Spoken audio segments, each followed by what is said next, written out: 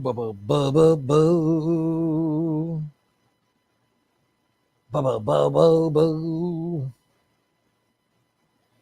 Someone needs to make a theme song for the Wall Street bets, like Reddit or some old school. I don't know.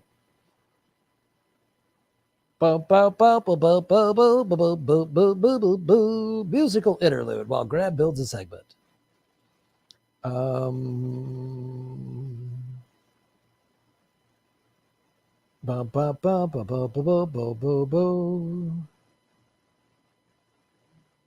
boom.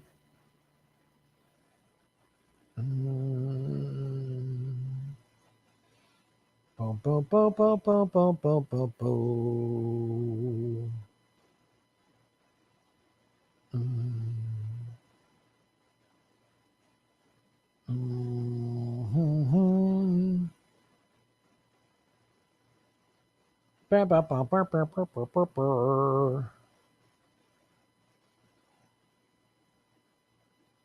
We're going to talk about how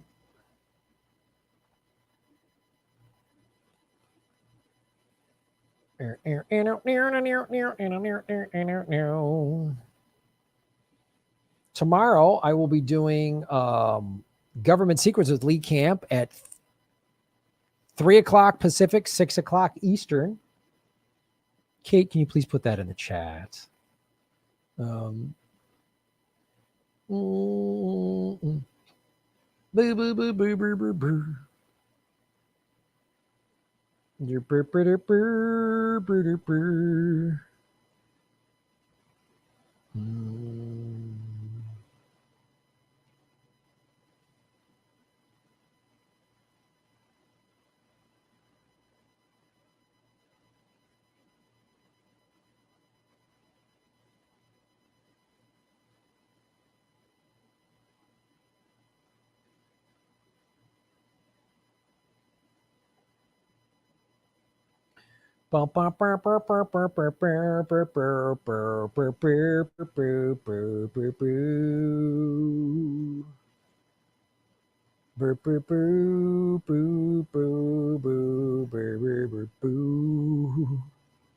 boo, boo, boo, boo.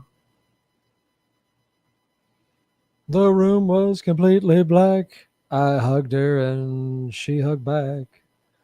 Let's, as the fella once said, ain't that a kick in the head? My head keeps spinning. My go to sleep and keep grinning. Boop, boop, boop, boop, boop, boop, boo, boo. Boop, boop, boop, boop, boop, boop. Beautiful. Sunshine enough to spread. She's picked out a king-size bed. Tell me quick, ain't love a kick in the head?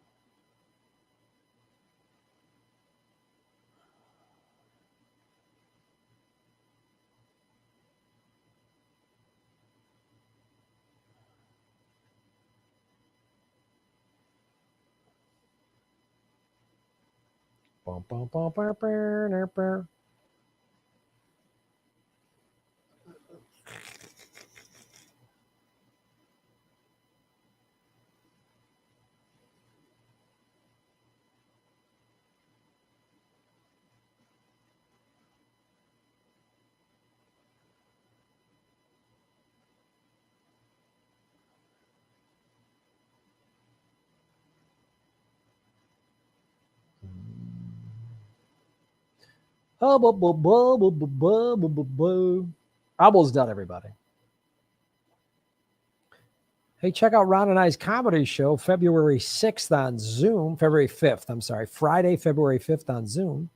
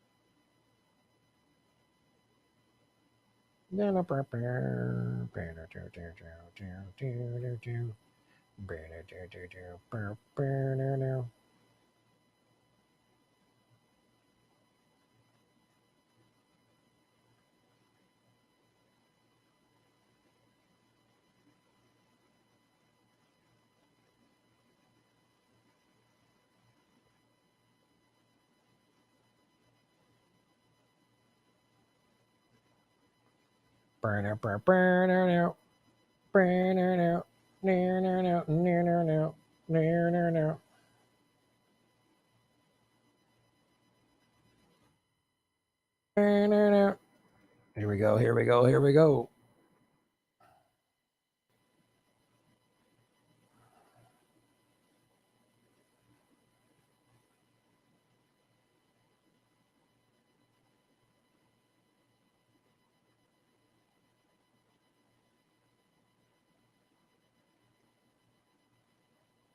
All right.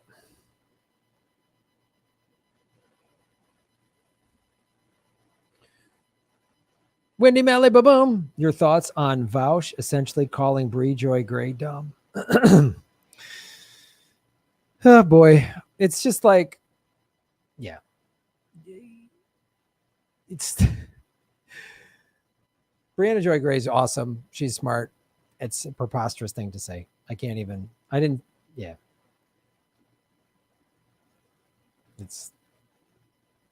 It's amazing how and the ways they attack people because they don't like them calling stuff out. You call out the truth, you get attacked 6 ways from Sunday, however they can. Theme song from The Price is Right. Boom, boom. Boom, boom. Best game show theme song ever. Mass casualty. GOP blames Cali fires on Jewish space laser. Of course they do. Oh, of course they do. There's the ticket info for the show. That's Kate put in the chat. I just put it there. Boom, boom, boom, boom, boom, boom, boom, boom, boom, boom.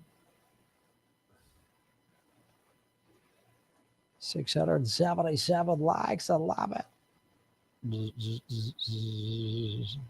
Darcy Clark. Darcy, thank you so much for the tip on the Rockfin crypto vegan guns. All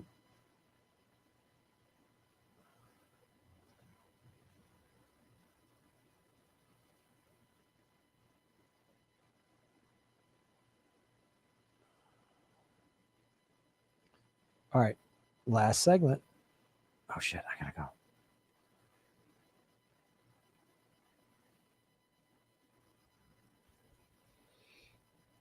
Hello, everybody. My name is Graham Elwood, and guess what you're doing? You're watching the Political Vigilante. Yes, citizens of Gotham. You're finally educating yourself from the lies told you by the corporate media. Doesn't matter if it's Fox or MSNBC or CNN. You're getting lied to. The Republicans lie. The Democrats lie. That's why you're here. So hit the like button. Hit the subscribe button. I really appreciate that. And so one of the things those of you who might not know this, if you're new to the show, I lost my home to foreclosure in 2010, thanks to Bush, but mainly Obama giving the banks $1 trillion. Between the two of them, it was almost $2 trillion.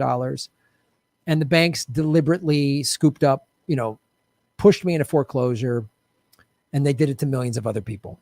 And that's why I was worried when the CARES Act was passed last year. I was like, uh-oh. They want these small businesses to go under, all this unemployment, and they gave all that trillions of dollars to Wall Street, 4.25 trillion to be exact.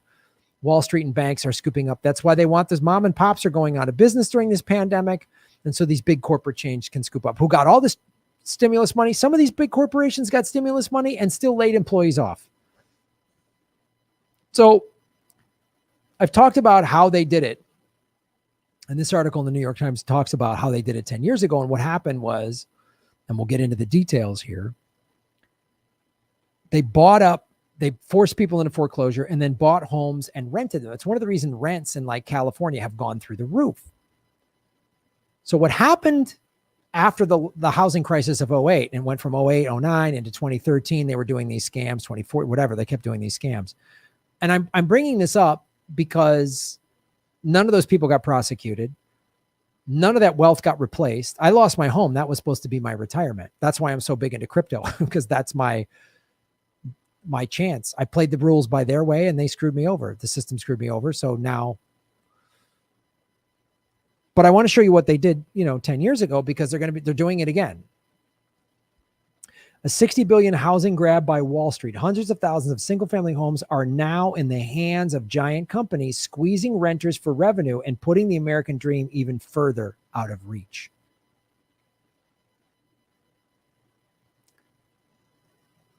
It has fundamentally altered housing ecosystems in ways we're only now beginning to understand, fueling a housing recovery without a homeowner recovery. That was the other thing that was so infuriating about Bush and mainly Obama's stimulus. It didn't keep people in their homes. That's what the stimulus was supposed to do. That's why when I was like, oh man, I called my mortgage company and said, oh, there's all this stimulus money. We're going to put you on a forbearance. They cut my mortgage payment in half. It was a 3-month forbearance. In that 3-month time, Graham, they told me, we're going to restructure your loan to get your monthly payment lower. And, I was like, fine, I'm not looking for, just restructure my loan. And then so I can have a lower monthly payment so I can stay in my home, which is what it was supposed to do. And I was like, oh, thank God. Obama got sworn in. His stimulus will be better. Bush's stimulus was awful. Hope and change is one's going to be better. At the end of the 3 months, they went, oh, you don't qualify. And now you're 3 months behind on mortgage. Wait, what? They did that to me 3 times. I became tens of thousands of dollars behind. There was nothing I could do. It was a scam. So they could buy my home. And One West Bank bought my mortgage from IndyMac Bank at 30 cents on the dollar. So kicking me out, forcing me into foreclosure, they made a profit because then they sold my home. And since they only paid 30% of the mortgage, they made a profit. What this article is showing is how big rental management companies bought up homes that were in foreclosure and then started renting them to people and jacking the rents up. That's affecting us now as we have people who are in some cases 9-10 months behind on rent because the pandemic shut down their work. Now, I don't have a problem with a lot of landlords are just small business owners. They're just people who own a couple rental properties and they need that money. But these big companies, I got no sympathy for them at all. Because they just scooped up homes in the crisis 10 years ago. And now they're looking to scoop up more. During one of the greatest recoveries of land value in the history of the country from 2010 to 2011, at the bottom of the crisis to now, we've seen huge gains in property values. Oh, that should be good for the American homeowner. Well, the American homeowner didn't make the profits. The big companies did. Shocker, I know. Many of whom were pushed out of the homeownership market during the crisis. That land value has accrued to these big companies and their shareholders. That's shocking. I thought America was all about helping out the working class and the regular people. This is why, America, we need to unite. We're in class warfare. They want us fighting with each other. Red state, blue state, Trump, Biden, you know what I mean? Black, white, male, female, baby boomer versus millennial, whatever. They want us fighting because they don't want us to see the real enemy is the 1% ruling class. The billionaire ruling class has been doing this to us. They took away homes. They took my home away and almost 6 million other homes. 6 million foreclosures is not 6 million people. It's 6 million families. Now, I don't have kids, but I was married at the time of my foreclosure. It affected 2 people. My wife was from another country at the time. We ended up getting divorced, and there's a lot of reasons why that happened, but going through foreclosure certainly didn't help. Before 2010, institutional landlords didn't exist in the single-family rental market, meaning a home, a house. They rental companies existed in like buying big apartment complexes or whatever. Now there are 25 to 30 of them, according to Amherst Capital. So single-family rental companies scooped up single-family homes. That used to be the greatest way for average Americans, working class Americans, to acquire wealth. You got a decent little job. You bought a little house. It appreciated in value. You sold that house, moved into a better house in a better neighborhood. That appreciated in value. That's how the American dream was. That was a big part of it. Home ownership was a big part of the American dream. That's not a caste system in America. You can move up. You're born poor, but you work hard. You get a good job. You buy a little home. It creates some value. That was all taken away. It was all been taken away for decades. But really, the housing crash of 08 and the subsequent scams, this being one of them, 09, 2010, 2011, has evaporated the American dream. That's why all these bubbles and all these financial problems existed prior to COVID have only been exacerbated since you've had whole industry shut down for 10 months. From 2007 to 2011, 4.7 million households lost homes to foreclosure and 1 million more to short sale. That's why the total number is about 5.7. Some people estimate it's even closer to 6 million. My Homes is one of them. And I've met so many people doing this show have told me their story of losing their home, or their mom or their dad's story, their aunt or their grandmother, all these awful stories. All the stimulus money was given to the banks. It didn't make it to the hands of the American people. So when I saw the CARES Act last March or April, whenever it came out, and I saw the majority of the money go to Wall Street, I was like, they're going to do it again. The SBA loan, the small business loan, read the fine print. If you're paid $25,000 or more, your business is now leveraged. They can put a lien on it. That tells me it's another scam to scoop up all your small businesses. You got a little coffee shop that you and your significant other run, and it's nice and it's cool. No, they want Starbucks to buy that. That's what's going to happen. Every street corner is just going to be TGI Fridays and whatever else. It's going to be no mom and pop businesses at all. Private equity firms develop new ways to secure credit, enabling them to leverage their equity and acquire an astonishing number of homes. They got all this free credit from the government mainly, and also the banks, to buy up all these short sale homes and all these foreclosed homes. Those We Buy Houses, those are big companies, and they're going to do it again. You're a couple months behind on your mortgage, 3, 5, 6 months behind on your mortgage because of COVID. We're going to buy your home. They're going to we'll save the day for you. Cash for keys. Remember that? I had to do that. Cash for keys. The housing crisis peaked in California first because the real estate in California, for the most part, is so valuable. That's why they wanted to kick me out of my home. I was in a very desirable neighborhood by the beach in Santa Monica. They knew that if they kicked me out, they could sell that home pretty quickly. I had some friends of mine who lived in an very overvalued neighborhood.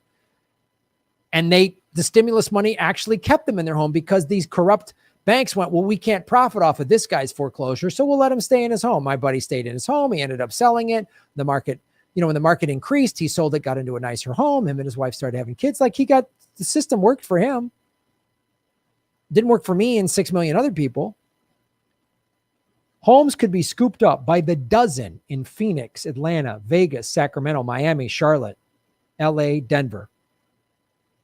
But after the crash, the unprecedented supply of cheap housing in good neighborhoods made corporate single-family home management feasible for the first time. Strategic is one of these companies, would buy the property, obtain possession, often by offering occupants the cash for keys. Again, you're behind on your mortgage, and they would you don't want a foreclosure on your credit report. Just sign the house over to us. You're behind. We'll just take it. We'll give you a couple grand. That's what I did. Because I could have just stayed in my home as a squatter because now it wasn't my home anymore after foreclosure. But then I didn't want an eviction. They threw, we'll put an eviction on your credit report. Then you'll never be able to even get an apartment. A few $1,000s to move out as soon as possible. And I was going to stay in there for months. And they said,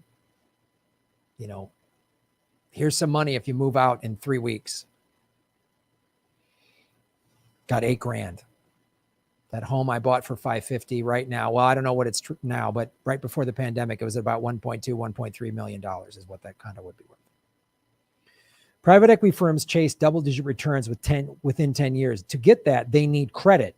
The more borrowed, the higher the returns. So when credit was tight after the financial crisis, right?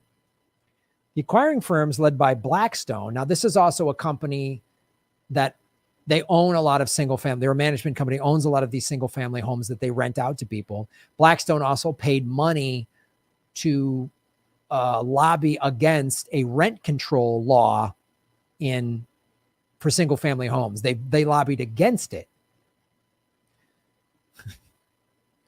2 years ago, they voted it down, but I'll just tell you in a second. This past November just got voted. Blackstone, another evil corporation, figured out a way to generate more of its by creating a new financial instrument, right? And so, having bought the bulk of foreclosed homes in certain desirable neighborhoods, many of which didn't have rental inventory before the crisis. So there wasn't a rental inventory in nice neighborhoods. So now there's a rental inventory. And who are they renting to? Couple, average age, 39, husband, wife, kid or two, making about $100,000 a year, which in Los Angeles that's middle class. The homes prices there are average home price is like $850,000. So $100,000 a year doesn't buy you much if that's your salary, but that's who they rented it to, because the prices were so high that even if you and your wife make $150,000 a year, $1,000 a year, you still can't afford to buy an $800,000 house, but you can rent one. That's nice. And they're doing it again. Little light at the end of the tunnel. California passed AB 1482, a measure that limits rent increases to 5% plus inflation for the next 10 years. For the first time in the state's history, this rental cap applies to single-family rentals owned by corporations or institutional investors. Blackstone tried to prevent that. Pay close attention, folks. The CARES Act was the single greatest upwards transfer of wealth since this housing thing from 10 years ago. So be careful. They want to come for your business. They want to come for your home. That's what they did. No new regulations got passed on a federal level. Obama didn't put anybody in jail. Bush didn't do anything. Neither of them did shit. Trump didn't do anything. These guys are all assholes. Iceland put bankers in jail. So don't trust these guys at all. They're horrible.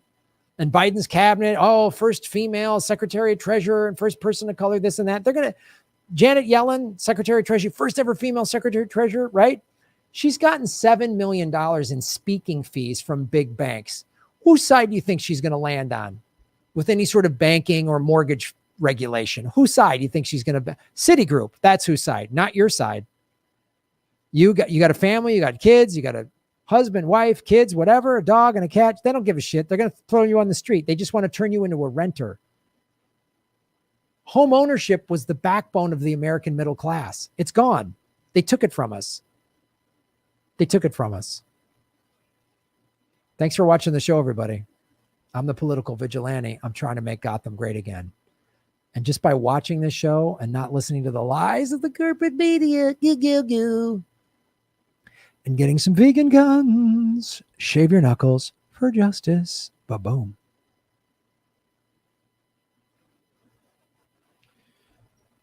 All right, that's our show. Let me make sure I didn't miss any super chats.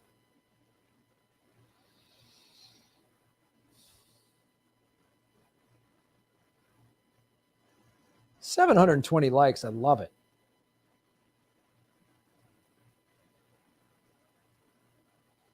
Blue Moon by Frank Sinatra.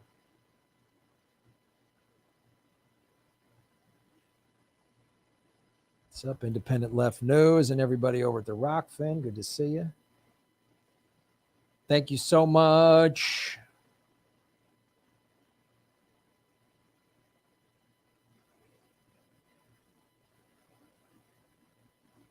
I forget what one of the song requests were.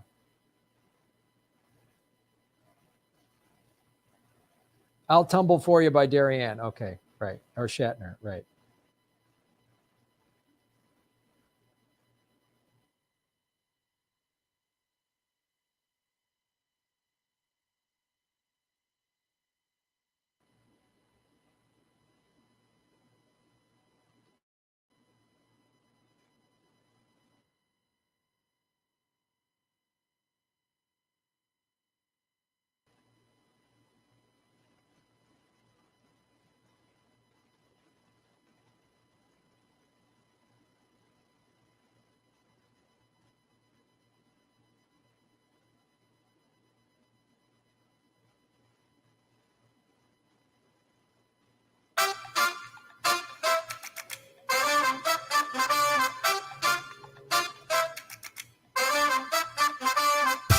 Downtown will drown. We'll be in our never splendor flowers, showers.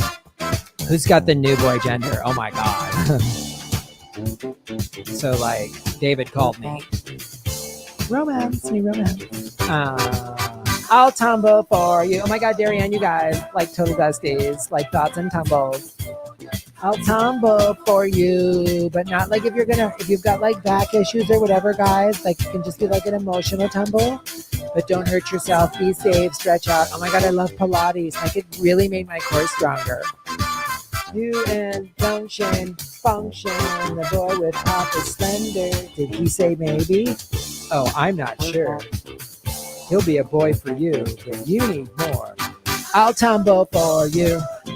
I tumbled for Chad and like he didn't like I fell down and he was like, oh my God, I'm so sorry, which was like sweet, but then he didn't help me up and I'm like what happened to chivalry? Like, oh my God, just be a gentleman. I mean, it's not like you got to carry me around in like a gown or whatever, but like, you know what I mean? Like, help me out. Like, oh my God, we're still friends. It's not like everyone thinks we're in a big fight, but I'm just like totally like, it's okay. You know, it's like, and when I can't let go, I'll say, I'll be your baby. I'll be your score. I'll run the gun for you and so much more. I'll tumble for you. I'll tumble. Thoughts and tumbles, you guys. Oh my God, I love gymnastics. It's my favorite event in the Olympics. Did they have it this year? Did I miss it? I'll tumble for you. Thoughts and gymnastics, you guys. Gymnastic blessings. We'll drown in our never splendor flowers, showers. Who's got the new boy gender? I'll be your baby. I'll be your score. I'll run the gun for you. And so much more for you. Oh my God, I'll tumble for you. We'll be like besties. We'll just like tumble around. And we'll get mochi. Oh my God, I love mochi. Do you love mochi? It's the best. Oh my God, thoughts and mochis, you guys. Mochi blessings. I would totally tumble for mochi. Oh my God, like I would run to get mochi. Like right now. Oh my God, thank you guys. I'm not shaming regular ice cream. We're not doing that. Just thoughts and mochis and celebrate all ice creams, you guys. Darianne says bye. Oh, these guys are weird. Oh my God. Totally, these guys are always talking like about something weird. I don't get that laugh. He's got a hairpiece. Like this guy that used to work at my junior high. That was totally weird. Oh. All right. Have a good Thursday, everybody. I will be live with Lee Camp tomorrow. Doing government secrets, 3 o'clock Pacific time, 6 o'clock Eastern time tomorrow. Government secrets. Thank you to Cater Moderator, everybody in the super chat, everybody over at Rockfin, Thoughts and Cryptos, and everybody on the Facebook Live. Thank you so much for watching, everybody. Those segments I did today, I will drop as 3 clips tomorrow.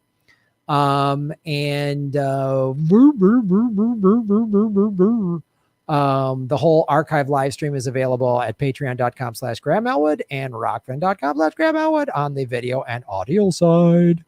Thanks for watching the show. Have a good night. Shave your knuckles for justice. A bing bang boom, but a boom, but a boom, but a boom, but a boom, but a bam, but a boom. Boom, boom, boom, boom, boom.